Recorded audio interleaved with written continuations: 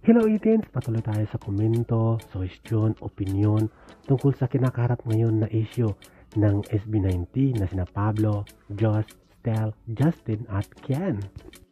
Disclaimer lamang po, ito ay kuro-kuro, haka-haka at base sa aking research, posible may mga bagay-bagay na dapat isalang-alang para maging maayos ang usapan. Siyempre kasama dyan ang pera. Una, posibleng hindi papayag ang Showbiz Company na ibenta ang kanilang trademark at logo sa 1Z Entertainment at sa ating mga boys. Siguro papayag silang gamitin ang trademark at logo nila sa isang kondisyon.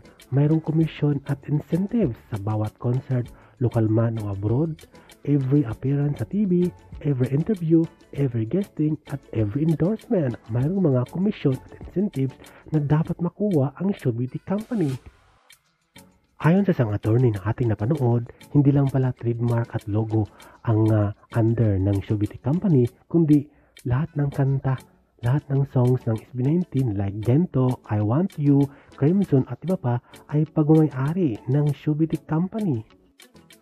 At ito pa, ang seryosong bagay na ginawa ng SB19, lahat ng kanta o songs na sumikat ay kinanta nila at pinerform sa kanilang concert or shows abroad man o international. So malaking bagay talaga.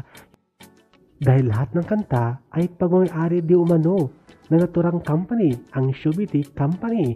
Kaya naman ang tanong ng taong bayan, gagamitin pa ba nila ang pangalang SB19? Para sa akin, hindi na.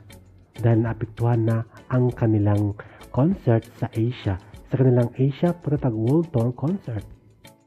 Kung mayroon mang negosasyon at usapan na nangyayari sa dalawang partido, ay tiyak it's all about demand ng Showbiz Company.